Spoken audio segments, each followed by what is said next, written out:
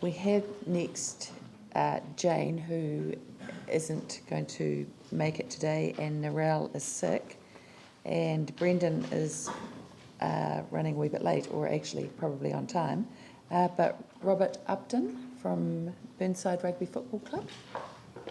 Thanks, Robert, and thank you for being a bit early as well.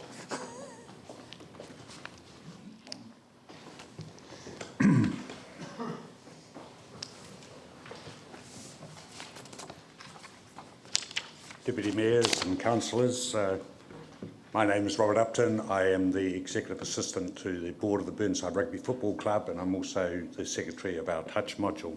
On my left is Robert Clark, who is the Chairman of the Burnside Rugby Football Club Board of Directors.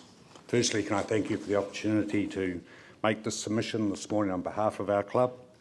My submission particularly relates to the fees and charges for all parks mentioned on page 145 of your draft plan, and in particular it relates to the classifications used by Council to determine the charge rates to be applied when a sporting club utilises a club playing facility.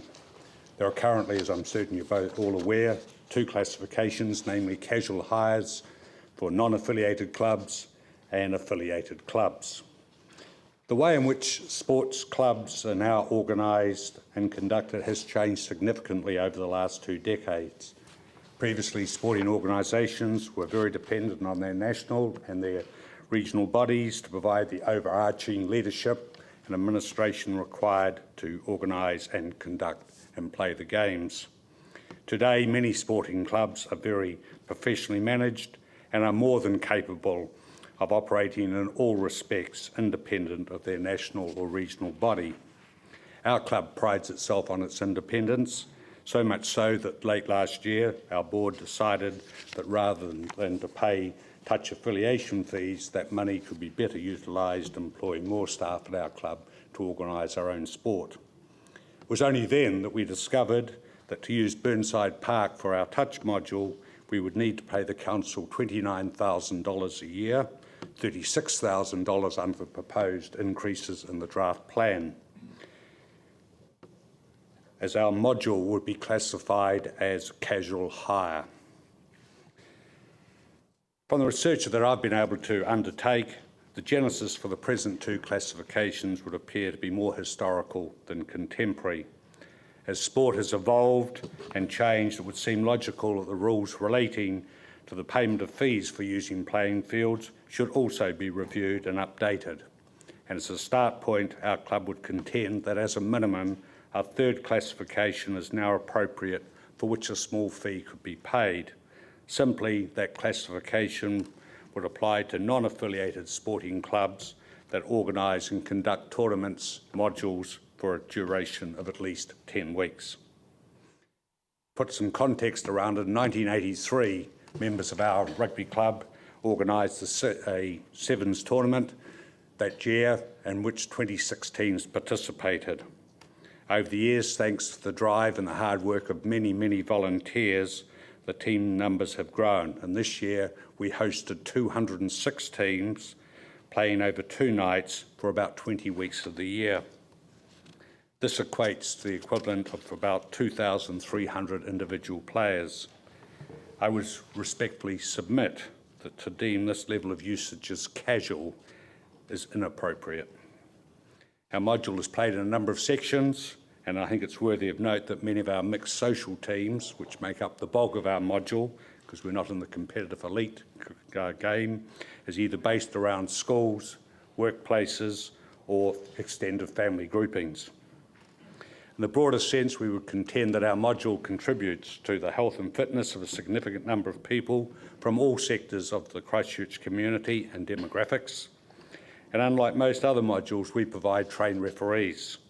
Many of these referees are senior high school pupils who our referee coordinator upgrades and upskills to a level that they can participate in referee games in their own right.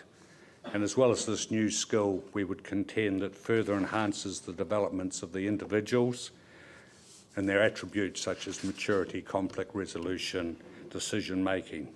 There have been a number of pundits, and we'd agree with them, who have argued that taken overall, our module should be viewed as a community and social service.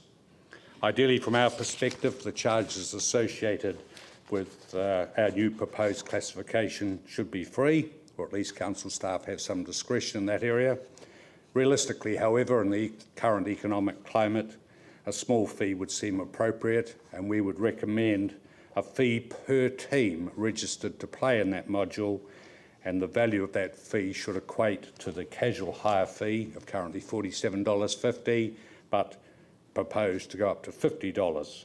If this fee was agreed to, based on this year's figures, next season our module would pay the council about $10,300 rather than the current proposed $36,000.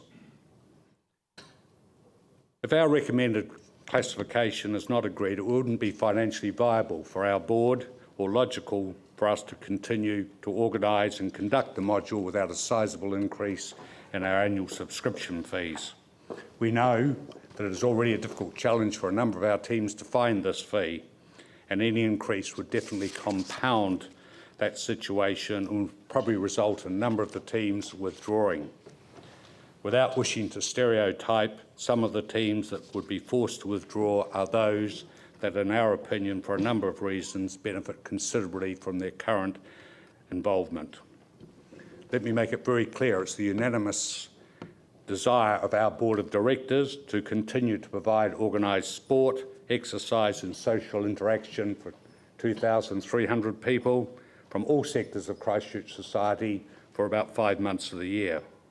The Council accepts our proposals as I've articulated them today. I can assure you that our touch module, which has been an integral part of the northwest part of Christchurch for over 30 years, will continue to flourish and grow. Again, can I thank you for the opportunity to present. Thank you. You've made that point very well, and interesting that we haven't changed those classifications for some time. Are there any questions? Yanni? Thank you for your submission. Just really interested in, one of the issues council has is the ongoing maintenance of parks, and just be really interested, do you as a club do much of the maintenance or contribute, or is that something you've considered that you could do that might be an improved level of service, or is that something you'd prefer that we just kept doing?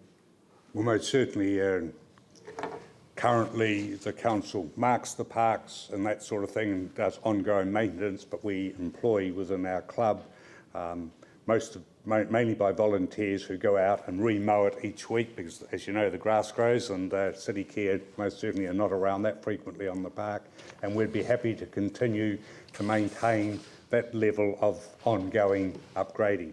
Interestingly, currently, being affiliated, the Christchurch City Council get paid nothing. If we remain affiliated, we wouldn't have to pay a cent. It's always amazed me how rugby fields look a lot nicer than soccer fields, but there's obviously at a local level you do a lot of that work in some areas. So but that's good. I think that's an interesting conversation for us to have going forward. Thank you.